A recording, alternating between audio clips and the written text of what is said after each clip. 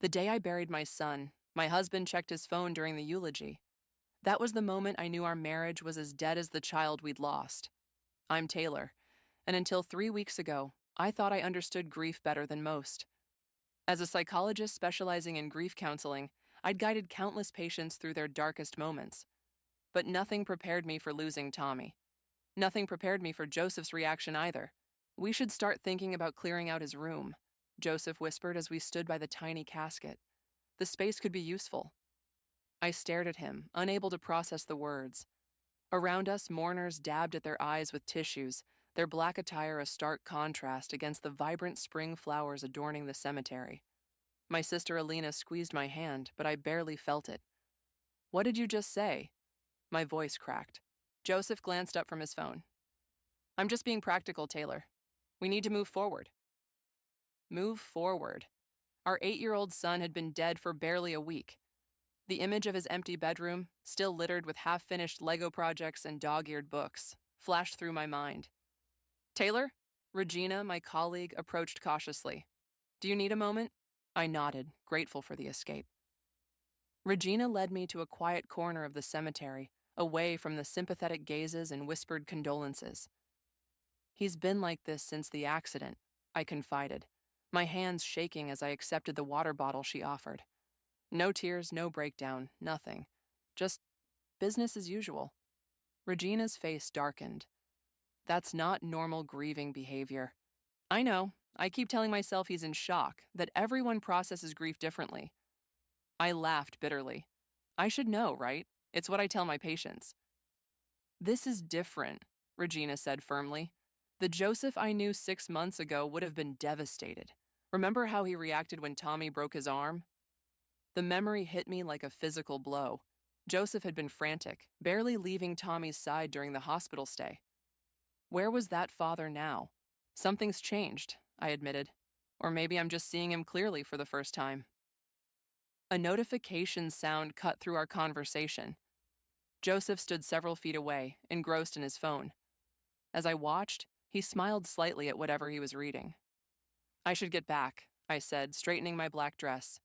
"People will want to say goodbye." The rest of the funeral passed in a blur. I accepted hugs, nodded at condolences, and somehow managed not to scream when Joseph announced he had to leave early for a business meeting. That evening, I sat alone in Tommy's room, surrounded by his belongings. His favorite stuffed dinosaur still sat on his pillow, waiting for bedtime stories that would never come.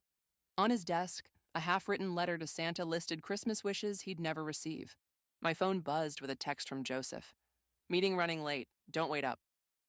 I started to type a response, then stopped. Instead, I opened my laptop and pulled up our shared calendar. Joseph's schedule showed nothing but blank spaces for the afternoon and evening. "Regina," I said when she answered my call, "remember when you said something had changed with Joseph?" "Yes?"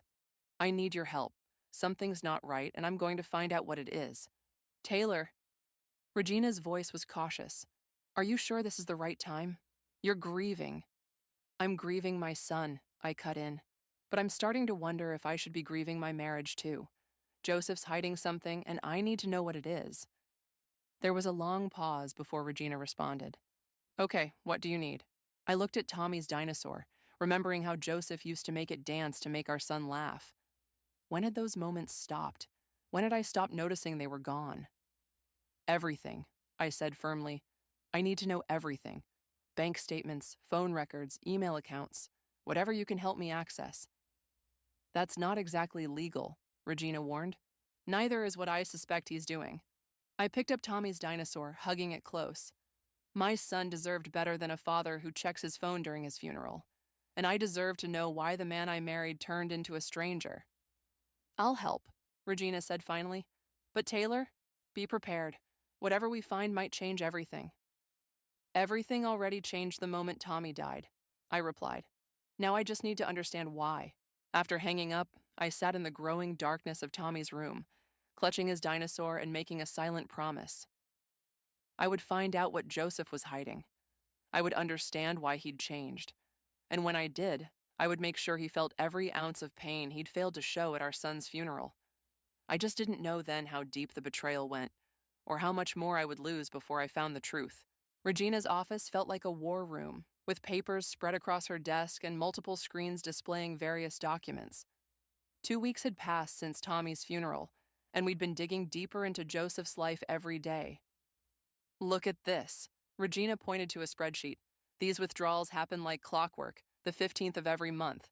$5,000, always in cash. I leaned closer, scanning the dates. For how long?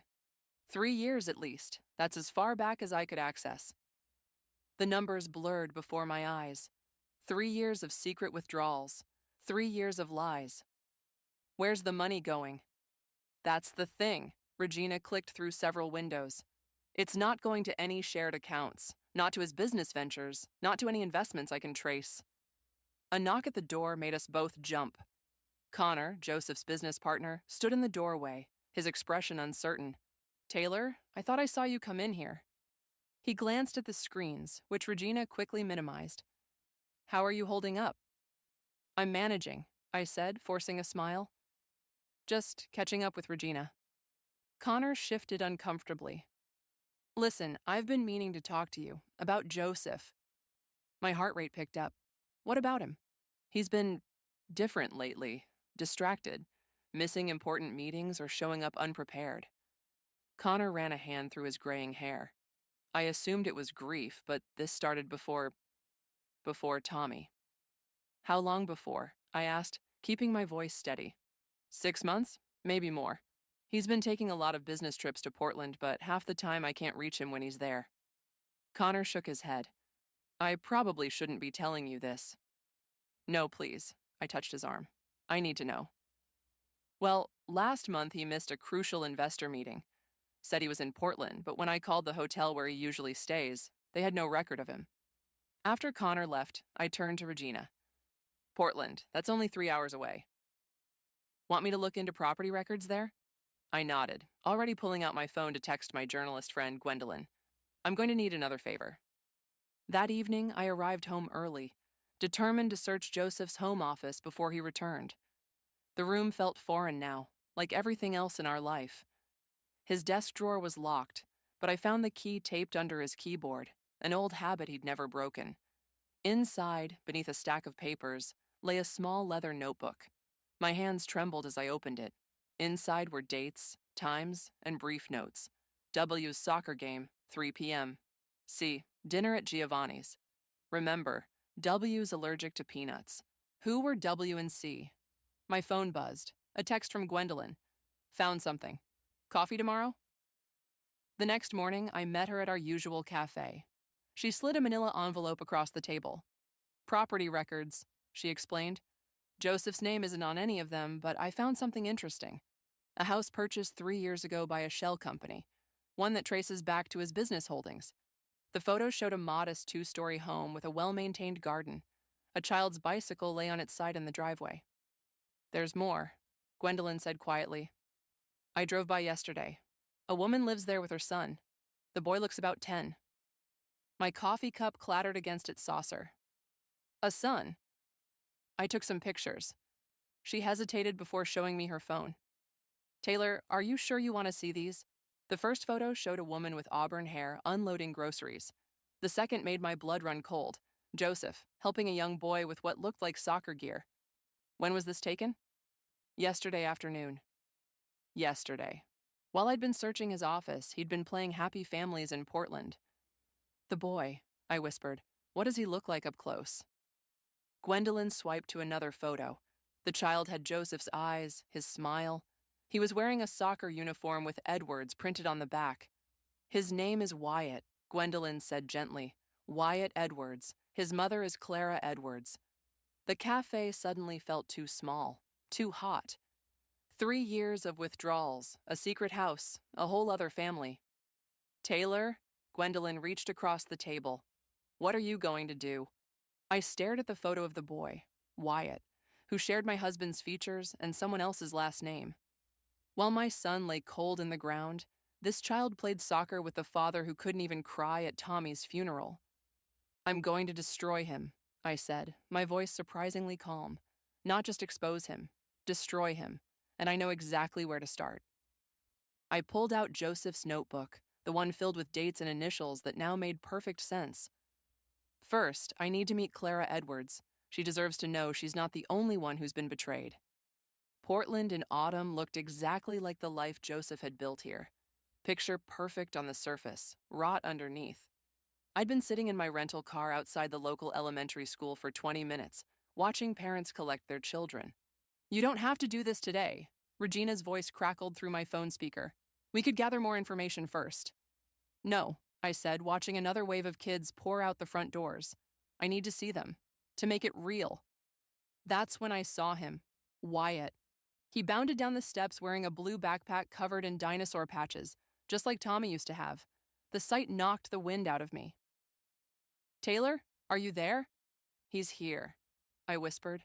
God, Regina, he looks just like Joseph. A woman approached Wyatt, Clara. She was beautiful in an effortless way, wearing a casual sweater and jeans. She hugged her son, ruffled his hair, laughed at something he said. Everything about her screamed, normal mom, just like I used to be. I was so focused on them, I didn't notice the car pulling up beside mine until someone tapped on my window. My heart stopped. It was Wyatt. Hey, lady, are you okay? His concerned face peered in at me. You've been crying. I quickly wiped my cheeks, unaware tears had been falling. Clara approached behind him, maternal concern shifting to wariness as she assessed the stranger in the car. I'm fine, I managed, rolling down the window. Just having a rough day. Mom, she looks sad like Mrs. Peterson did when her dog died, Wyatt said to Clara. Clara's expression softened. I'm so sorry.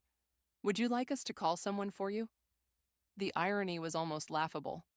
Should I ask them to call my husband, their husband? No, thank you. I just lost my son recently, and seeing all these children. Oh my God. Clara's hand flew to her mouth. I'm so sorry. I can't imagine. Your son likes dinosaurs? I nodded toward Wyatt's backpack, desperate to change the subject. His face lit up. Yeah, Dad just got me this awesome T-Rex model kit. Do you want to see a picture? Dad, Joseph. The same man who couldn't be bothered to help Tommy with his dinosaur models those last few months. Wyatt, honey, we should let her have some space, Clara said gently. She handed me a tissue from her purse. I'm Clara, by the way. If you need anything. Taylor, I replied, watching her face carefully for any recognition. There was none. Thank you, both of you. You've been very kind. As they walked away, Wyatt turned back to wave. I waved back, my hand shaking. My phone buzzed. Regina again. Did you see them? I didn't just see them, I said, starting the car. I talked to them. Clara has no idea who I am. None at all. Taylor? I'm following them, I said, pulling out as Clara's car turned the corner. I need to see where they go. They led me to a small cafe, the kind of place that probably knew their regular orders by heart. Through the window, I watched Wyatt do homework while Clara graded papers. She must be a teacher. They looked so normal, so happy. My phone buzzed with a text from Joseph. Working late again, don't wait up. I checked the time, 3:45 p.m. Right on schedule, a familiar car pulled into the cafe parking lot. Joseph stepped out, straightening his tie before walking in. Through the window, I watched Wyatt jump up to hug him. Joseph lifted him off the ground, spinning him around like he used to do with Tommy. Clara stood to kiss him hello, and they looked like any other happy family enjoying their afternoon routine. My hands gripped the steering wheel until my knuckles turned white. 3 years. For 3 years, he'd been living this double life. While I worked late at my practice, while I took Tommy to his appointments alone, while I wondered why my husband seemed so distant. He was here, playing dad to another woman's son. My phone buzzed again. Gwendolyn this time. Got the financial records you asked for. It's worse than we thought. Want to meet? Yes, I replied, watching Joseph ruffle Wyatt's hair. But first, I need you to do something else. Find out everything you can about Clara. Where she teaches, her friends, her routine, everything. What are you planning? I started the car as Joseph settled into the cafe chair, pulling out what looked like Wyatt's homework. He's given them the perfect life while destroying mine. So I'm going to do the same to him. But first what? First, I'm going to tell Clara exactly who her perfect husband really is. And then we're going to make him pay. Both of us. As I drove away, I caught one last glimpse of them through the window. The picture-perfect family that existed because of my husband's perfect lies. By this time next week, that picture would be shattered, just like mine had been. The envelope felt heavy in my hands as I stood on Clara's front porch. Joseph was away at a business conference, actually at our home in Seattle, and I knew this was my chance. I rang the doorbell before I could lose my nerve. Clara opened the door, recognition flickering across her face. Taylor, from the school? Can we talk? I held up the envelope. It's about Joseph. Her smile faltered. Is everything okay? No, I said quietly. Nothing about this is okay. She led me into a living room that could have been pulled from a home decoration magazine.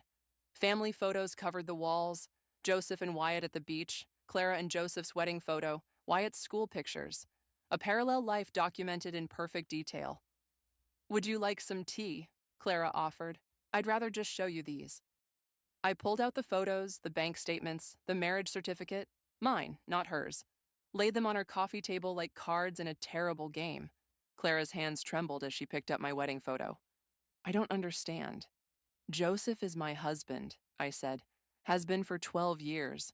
We had a son named Tommy. He died 3 weeks ago. The color drained from Clara's face. No, this is some kind of mistake. The mistake was his, I said, pointing to the bank statements. These withdrawals? $5,000 every month for 3 years. That's how he's been maintaining this life with you. Mom? Wyatt's voice came from the stairs. Who's here? Clara jumped up. Honey, go back upstairs, please. But Wyatt was already in the doorway, his eyes widening when he saw me. Hey, you're the sad lady from school. Wyatt, upstairs, now. Clara's voice shook with authority she didn't feel. After Wyatt reluctantly retreated, Clara collapsed onto the couch, staring at the evidence of her shattered life. 3 weeks ago, Joseph said he had to go to New York for business. He was at our son's funeral, I said, checking his phone during the eulogy.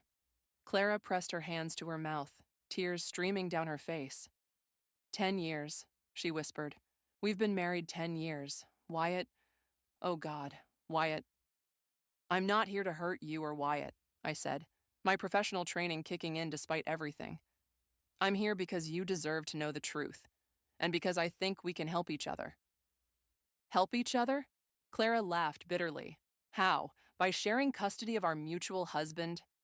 By destroying him, I said simply. Professionally, financially, socially. I have a plan, but I need your help. Clara wiped her eyes, looking at the photos again. Your son. What happened? Leukemia, I said, my throat tightening. 8 months of treatment. Joseph was barely there. Now I know why. Wyatt's soccer games, Clara whispered. Every Saturday morning. He never missed one. But your son was having chemotherapy on Saturdays, I finished, while Joseph was here, playing devoted dad to Wyatt. Clara stood abruptly, walking to a desk in the corner. She pulled out a folder and returned, dropping it on top of my documents. Bank accounts, property deeds, business investments, all in my name. Joseph said it was for tax purposes. It was to hide money from me, I said, scanning the papers, and probably others. There's more, Clara said. Last week he asked me to sign some papers, transfer papers for Wyatt's college fund, nearly $500,000. Said he wanted to move it to a better investment account. My phone buzzed. A text from Connor. You were right. Found irregularities in company accounts. Big ones. Call me. I showed Clara the message. Joseph's not just been lying to us. He's been stealing from his company, too. What's your plan? Clara asked, her voice stronger now. First, we document everything. Then, when we have all the evidence, we go public, all at once. Media, police, SEC. He won't know what hit him. And Wyatt? Clara's eyes filled with tears again. How do I tell my son his father is a fraud? We'll figure it out together, I said, surprising myself with how much I meant it. Joseph doesn't get to destroy any more lives. Clara nodded slowly, then stood and walked to the stairs. Wyatt, can you come down, please? Clara, you don't have to. Yes, I do, she said firmly. He deserves to know he has someone else in his corner, someone who understands exactly what Joseph has done to him. Wyatt appeared, clutching his dinosaur model kit, the one Joseph had given him. The sight made my heart ache. Honey, Clara said gently, this is Taylor. She's going to be helping us with some changes that are coming. And I think she might know a thing or two about dinosaurs, too. Wyatt's face lit up, and in that moment I realized something unexpected. In trying to destroy Joseph's perfect lie of a life, I might have found something real to hold on to instead. "We've got him," Gwendolyn announced, spreading documents across my dining room table. Clara sat beside me, while Regina and Connor occupied the other chairs. 2 weeks had passed since I'd revealed the truth to Clara, and we'd been building our case methodically. "The money transfers were just the beginning," Connor said, pointing to a complex web of transactions. "He's been embezzling company funds through fake consultancy firms for years. At least $4 million. Clara's hand shook as she reached for her coffee. "And the college fund he wanted me to transfer would have disappeared into one of his offshore accounts," Regina confirmed, "along with everything else he's been siphoning away." "That's not all," Gwendolyn added, pulling out her laptop. "I found 2 other properties, one in Vancouver, one in San Diego, both purchased through shell companies." My stomach lurched. "More families?" "No," Gwendolyn shook her head. "Investment properties. He's been preparing his escape route." The doorbell rang, making us all jump. I checked the security camera feed on my phone. It was Wyatt. "Mom," he called through the door. "I forgot my house key again." Clara moved to get up, but I stopped her. "I'll get it. You keep going through the documents." When I opened the door, Wyatt bounded in, then froze at the sight of all the adults in the dining room. "Oh, is this about Dad?" The room fell silent. Clara and I had told him a simplified version of the truth, that his dad had done some bad things and there would be changes coming. He'd taken it better than expected, though I suspected he understood more than he let on. "Yeah, buddy," I said softly. "It is." Wyatt pulled something from his backpack, a USB drive. "Then maybe you should see this." "What is it?" Clara asked as Wyatt handed the drive to Gwendolyn. "Dad's always leaving his laptop at our house," Wyatt explained. "Last time he forgot to log out of his email. I copied some stuff." Gwendolyn plugged in the drive and we all crowded around her laptop. Emails filled the screen, hundreds of them, detailing money transfers, fake business deals, and conversations with offshore bankers. "Wyatt," Clara whispered, "how did you know to do this?" He shrugged, but I caught the hurt in his eyes.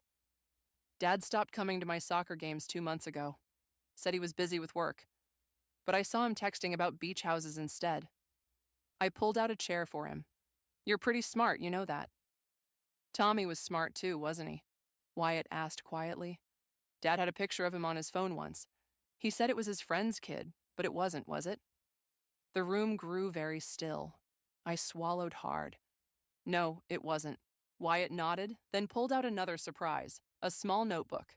"I found this in Dad's car last week. It's got lots of numbers and names in it." Connor practically lunged for the notebook. "This is his personal ledger. We've been looking for this for weeks." "Wyatt," Clara said firmly, "what you did was very brave, but I need you to promise me something. No more investigating on your own, okay? Let us handle this." "Okay," he agreed, then turned to me. "Can I show you my new dinosaur book while they do boring grown-up stuff?" I caught Clara's eye, received her nod of approval. I'd love that. As Wyatt and I settled on the couch with his book, I heard the others continuing their planning. "We need to move fast," Gwendolyn was saying. "Once we go public, he'll try to run." "The SEC is ready," Connor added. "They've been building their case quietly. We just needed proof of intent." "Which Wyatt just gave us," Regina finished. Clara joined us on the couch, putting an arm around her son. "You okay, honey?" Wyatt nodded, then asked the question I could tell had been bothering him. "Is Dad going to jail?" "Probably," Clara answered honestly. "He did some very bad things." "I know," Wyatt said, surprising us both. "He hurt Tommy by not being there, and he hurt you and Taylor too." I blinked back tears as Wyatt turned the page of his dinosaur book, pointing to a stegosaurus. "Tommy liked dinosaurs too?" "He loved them," I managed. "He had a whole collection." "Maybe," Wyatt hesitated. "Maybe I could see them sometime, to remember him by?" Before I could respond, Gwendolyn called out, "It's time. Everything's ready. We just need to make the calls." Clara squeezed Wyatt's shoulder. "Why don't you and Taylor finish the book upstairs? The grown-ups need to make some important phone calls." As we headed upstairs, I heard the first call being made, Gwendolyn to her editor. By tomorrow, Joseph's carefully constructed world would crumble completely. "Taylor?" Wyatt asked as we settled into the guest room. After Dad goes away, will you still visit us? I pulled him close, realizing that in seeking revenge, I'd found something I never expected, a chance to be part of a family again. Yes, I promised, as long as you and your mom want me around. The morning the story broke, I watched Joseph's world implode from my office. Every major news outlet picked up Gwendolyn's expose. Tech executives' double life, fraud, two families, and millions in stolen funds. My phone wouldn't stop buzzing. Regina burst in without knocking, her tablet displaying live coverage. They're arresting him right now. It's on every channel. I switched on the TV mounted in my office. There was Joseph, being led out of his company's building in handcuffs. His perfectly pressed suit was wrinkled, his carefully styled hair disheveled. Have you heard from Clara? Regina asked. She's keeping Wyatt home from school today. They're staying at her sister's place until this dies down. My office phone rang. Alina. Sis, are you watching this? Are you okay? I'm fine, I said, watching Joseph duck his head from the cameras. Better than fine, actually. Ms. Taylor?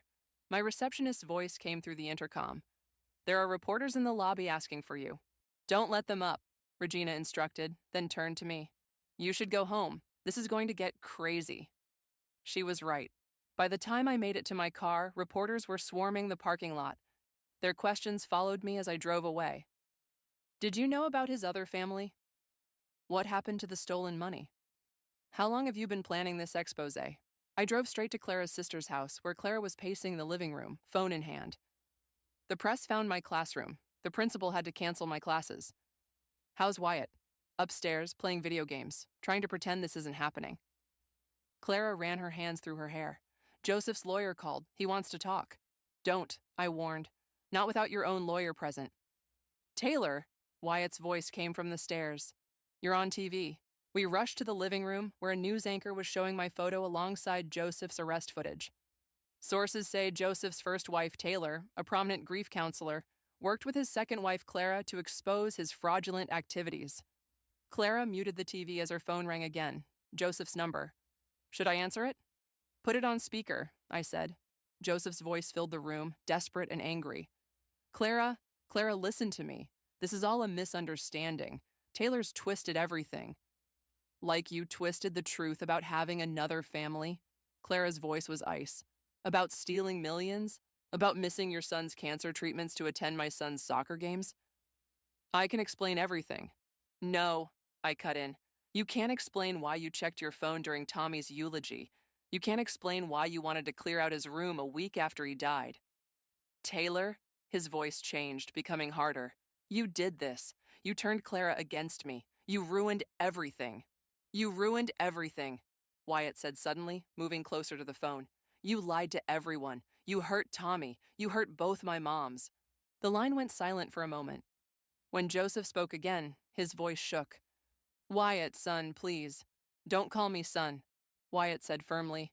Taylor's more of a parent than you ever were. At least she shows up when she says she will. Clara ended the call, pulling Wyatt into a hug as he finally let his tears fall. My phone buzzed. Connor. The SEC just froze all his accounts. The evidence is overwhelming. He's looking at 15 to 20 years, minimum. Another call came in. Gwendolyn. You need to see this. His business partners in Asia are coming forward. There are more shell companies, more fraud. This goes deeper than we thought. The news kept rolling in throughout the day. Joseph's empire crumbled hour by hour. Former employees spoke out about suspicious practices. Business partners distanced themselves. His reputation, built on lies, dissolved like smoke. That evening, as Clara prepared dinner and Wyatt taught me his favorite video game, my phone lit up with a text from Joseph. You've destroyed everything I built. I hope you're happy. I showed it to Clara, who read it and laughed bitterly. He still doesn't get it, does he? He destroyed everything himself. We just exposed the truth. Taylor? Wyatt asked, pausing our game. Are you staying for dinner? I looked at Clara, who smiled and nodded. Of course she is. She's family now. Family. The word hit me hard. In trying to tear down Joseph's perfect fake life, I'd somehow built something real, something honest. My phone buzzed one last time. Regina. Just saw the latest news. Joseph's facing additional charges for tax evasion. They're saying he might never get out of prison. Are you okay? I looked at Wyatt, showing me his game moves, and Clara humming as she cooked dinner. Then I thought of Tommy's empty room at home, still waiting to be cleared out, but not yet. Not until I was ready. I'm okay, I texted back. Better than okay. I'm healing. And for the first time since Tommy's death, it wasn't a lie. 6 months after Joseph's arrest, I stood in the courthouse corridor with Clara and Wyatt, waiting for the sentencing hearing to begin. Joseph had pleaded guilty to multiple charges of fraud, embezzlement, and money laundering in exchange for a reduced sentence. You don't have to do this, Clara said, straightening Wyatt's tie. Neither of you do. Yes, we do, Wyatt replied, sounding older than his 10 years. I want him to see us. Regina approached, holding a stack of papers. They're ready for us. Taylor, are you sure about making a victim impact statement? I nodded, clutching the folded pages in my hand. I'd rewritten my statement dozens of times, trying to capture the magnitude of Joseph's betrayal in words. The courtroom fell silent as we entered. Joseph sat at the defendant's table in an orange jumpsuit, a far cry from his designer suits. He turned as we walked in, his eyes widening at the sight of Wyatt. All rise, the bailiff called. The proceedings moved quickly. Prosecutors detailed the extent of Joseph's crimes. Over $12 million stolen, 2 families deceived, countless lives affected. His lawyer spoke of remorse, of mental health issues, of the pressure to maintain 2 perfect lives. Then it was my turn. Your Honor, I began, my voice steady. 6 months ago, I buried my 8-year-old son.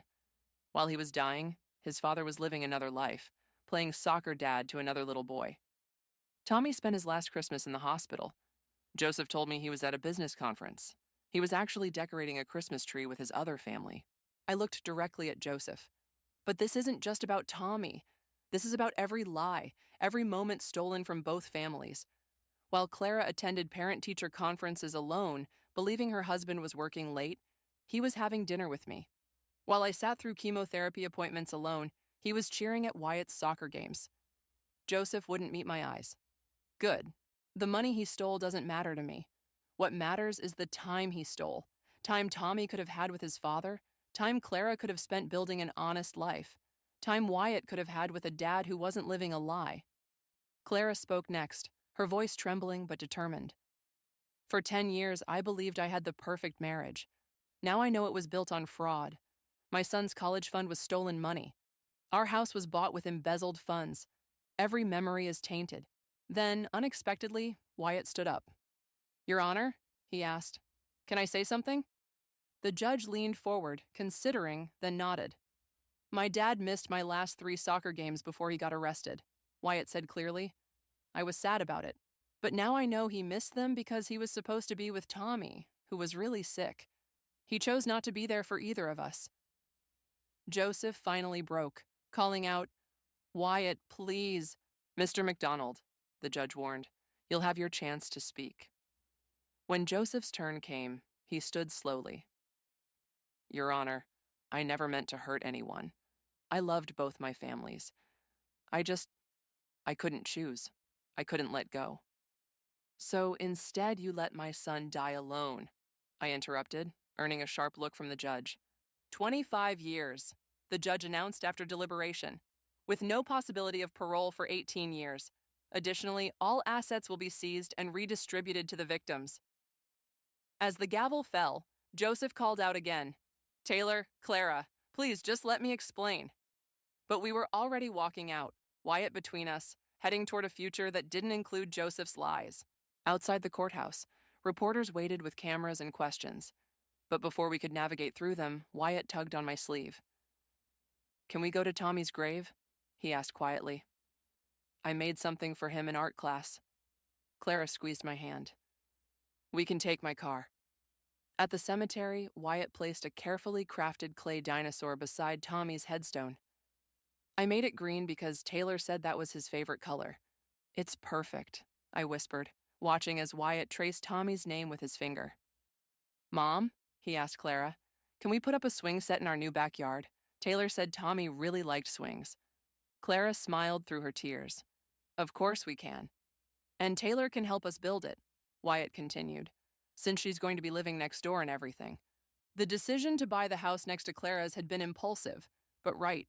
The money from Joseph's seized assets had made it possible, a small justice in the grand scheme of things. My phone buzzed. Regina. Just heard from the prosecutors. They found 2 more offshore accounts. There's going to be another trial. But watching Wyatt arrange his dinosaur just so, while Clara took pictures and the autumn leaves fell around us, I realized I didn't care about more trials or hidden money. Tell them to handle it, I texted back. I'm done looking backward. Ready to go home?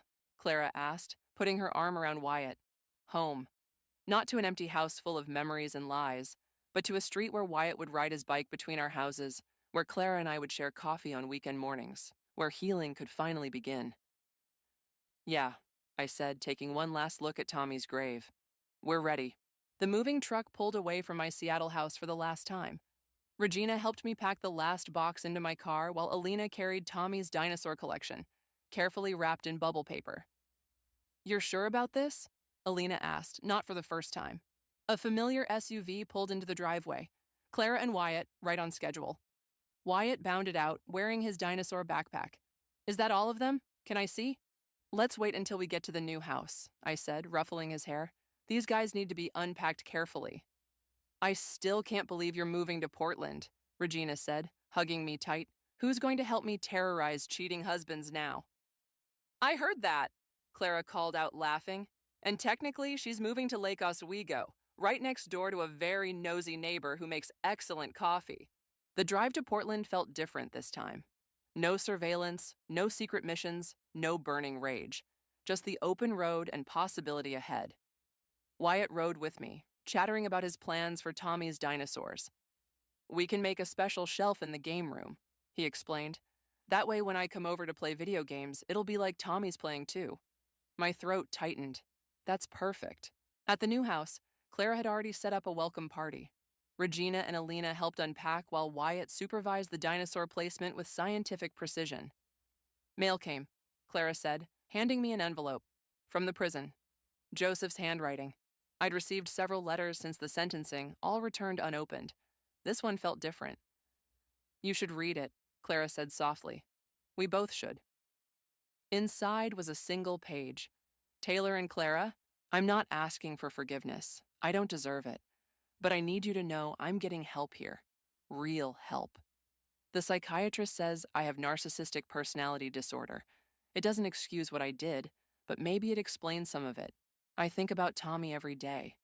About how I failed him when he needed me most. About how I failed both of you and Wyatt. The therapist asked me to write down my biggest regret. It's not the fraud or the lies. It's missing Tommy's last Christmas for a fake business trip. It's checking my phone at his funeral because I was too scared to feel the pain. I've signed papers giving up all parental rights to Wyatt. Clara, you can proceed with the adoption process for Taylor. It's the least I can do for my son. Give him a parent who shows up, who puts him first, who knows how to love without lying. Don't write back. Just know I'm sorry. Know I'll spend every day in here trying to understand why I destroyed the best things in my life. Joseph. Clara wiped her eyes. The adoption papers came yesterday. Mom, Taylor, Wyatt called from upstairs. Come see, we finished the dinosaur shelf. We found him in the game room, standing proudly before a perfectly arranged display. Tommy's T-Rex held center position, surrounded by the rest of the collection.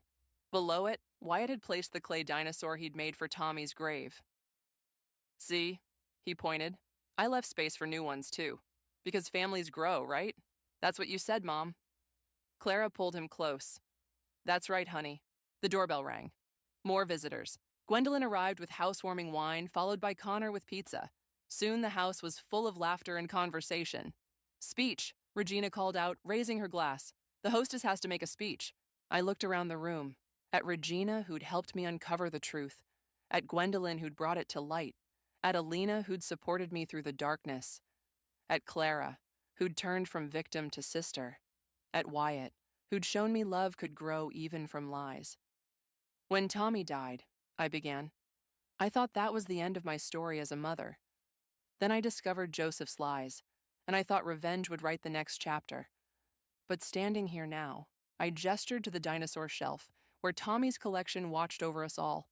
This isn't about revenge anymore.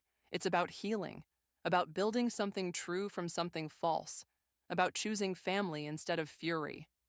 To family, Wyatt shouted, raising his soda can. To family, everyone echoed. Later, after the guests left and Wyatt fell asleep playing video games, Claire and I sat on the back porch of our adjacent houses, sharing the last of Gwendolyn's wine. What do we do with his letter? Clara asked. I thought about Joseph in his cell, finally facing his demons. About Tommy, who'd loved dinosaurs and never got to share them with his brother. About Wyatt, who'd turned loss into love with a child's simple wisdom. We let it go, I said. We've got better stories to write now. Inside, Wyatt stirred. Mom, Taylor, can we have pancakes tomorrow? Clara smiled. With dinosaur shapes? Obviously, he called back. I looked at the two houses, connected by more than just proximity. At the dinosaur shelf visible through the game room window. At the future we were building, one pancake breakfast at a time. Obviously, I echoed, and felt Tommy's memory smile,